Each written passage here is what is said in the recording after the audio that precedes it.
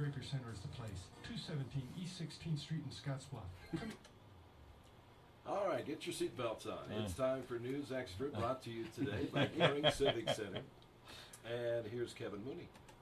That's a good warning, Dennis, because we're going to talk about the Nebraska State Patrol's 75th anniversary open house. As usual, we have Chuck Elly here, and he brought a guest with him. Lieutenant Jamie Balthazor is here, and I think this is Jamie's first time on the radio. So we're gonna grill him here, and but anyway, good to have you guys here. Talk about the open house and all that stuff. And Chuck, you guys got to be excited about Saturday. I mean, 75 years.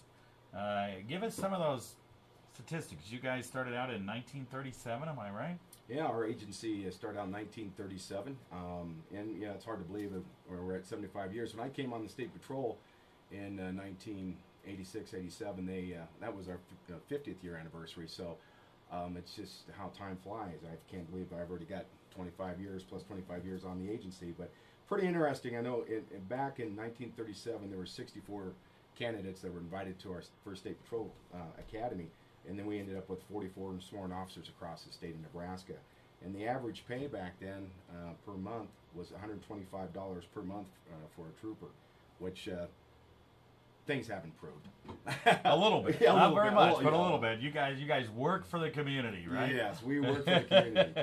The other interesting thing, we were called the Nebraska Safety Patrol at that time period until 1967, where they changed the name to the Nebraska State Patrol. And so that's kind of interesting. And another worthy note is our first female trooper joined the State Patrol, and we're in the ranks back in 1977. So a lot of things have changed. A lot of technology has changed since 1937s, and how we do business. So a lot of interesting things. We're going to have a lot of interesting equipment. Hopefully, if weather cooperates this coming Saturday afternoon.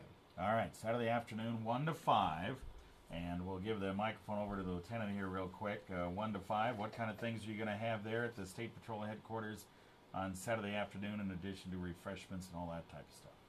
Well, on Saturday we'll have Chuck out. He'll be there with the seatbelt convincer and rollover demonstrator. So we'll be giving rides on not the rollover machine, but on the seatbelt convincer. We're also That would be pretty rough on a rollover. I'm glad you got that was a joke. Yeah. We're also going to have our care enforcement officers will be up there with the harvest season on right now. If there's some questions that they can answer, they'll be more than happy to do that. We'll have one of our Dodge Charger patrol cars there. The LAV, that's the armored vehicle we use on our SWAT team, will be up there on display, so folks can walk through that if they'd sure like to. We're also going to have a display with the SWAT gear. The SWAT team members are going to be there, and they'll be displaying their gear. So we think there's enough stuff there that folks can kind of can touch it and grab it and walk through it, and we think that they'll enjoy that. Yeah, just kind of get an idea of some safety things, and also what you guys do and what you're doing on the road.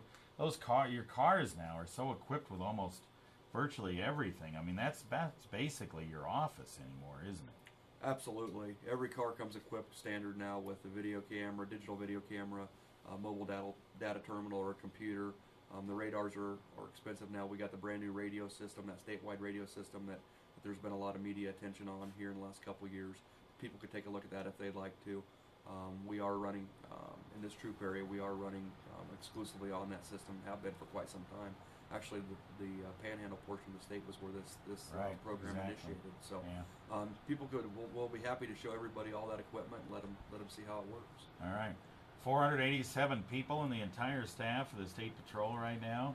That's right. And what, we got about 10% out here in the Panhandle? Yeah, I think our sworn staff's been reduced.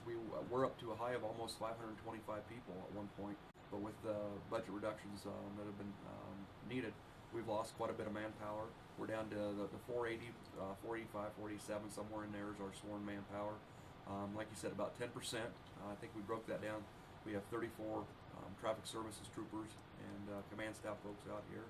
We have, I think we figured 10 investigators and 5 carrier enforcement staff that serve us the Panhandle for the patrol. All right. So you guys still got a pretty good force out there, even though you've it's been kind of, you guys have managed with the reduction to keep the service the way it's supposed to be, and protect and serve, right? Well, that's right, Kevin. And we use what's called a DDAX model, which is we use the data to help drive where we're going to be, what roads we're going to patrol, where we're going to allocate manpower. We call it working smarter rather than harder sometimes, just because the technology is there for us to know traffic flows and accident data and stuff like that. So even though we have less manpower, we're trying to use that data to make sure we're in the right spot to try to keep the accidents to a minimum. Okay, it's hard for Chuck to do, I know, isn't it? Chuck's our only community service officer out here, so we ask an awful lot of him, and he does an awful good job for us on the education side. But he is the only education officer we have out here, so we lean on him quite a bit to try to convince the public in a manner other than what most of the other uniform guys do to buckle up and not drink and drive. His way's a little more friendly most of the time. Yeah, most of the time. Most of the time. All right. We'll get it back to Chuck here real quick. Yeah, you've been doing the educational thing for a long time. 11 years. 11 years out here in the Nebraska Panhandle. So I was going across the state quite a bit. Now I'm just pretty much spending the time here in Troop E or the Nebraska Panhandle. But a lot of education on highway safety issues and other topics, which is definitely needed. Yeah, in schools and a lot of schools, business clubs, business groups, community events, a lot of just all kinds of different things, all times during the year. So it actually keeps me quite busy. It really does. Yep. Because when trying to get you in here on the show, we got to kind of look at your schedule and look at mine. It's so yeah, you are pretty busy guy. So 1 to 5 on Saturday, and people don't have to be there the whole time. They can just stop by for a half hour, an hour, whatever they want. Yeah, right? We really encourage people to come out and see what their tax dollars are being used for, and to see the other side, what goes into doing these investigations and the equipment that we have, and looking how these cars have changed and all the equipment inside. I think people would be pretty fascinated by it. And what else, better what the public can do and come out and spend an afternoon with some jolly old people like us. So That's right. You'll have your beard and the whole 9 yards on in a couple months, right? Well, we'll see. I doubt it. And so, and Chuck did a good job here live. Normally we tape this, and I got to do a lot of editing to get him on. But we got it. We did well here with the live stuff. Well, so you just yes, we did. The pressure was on, and so far I haven't messed up too bad.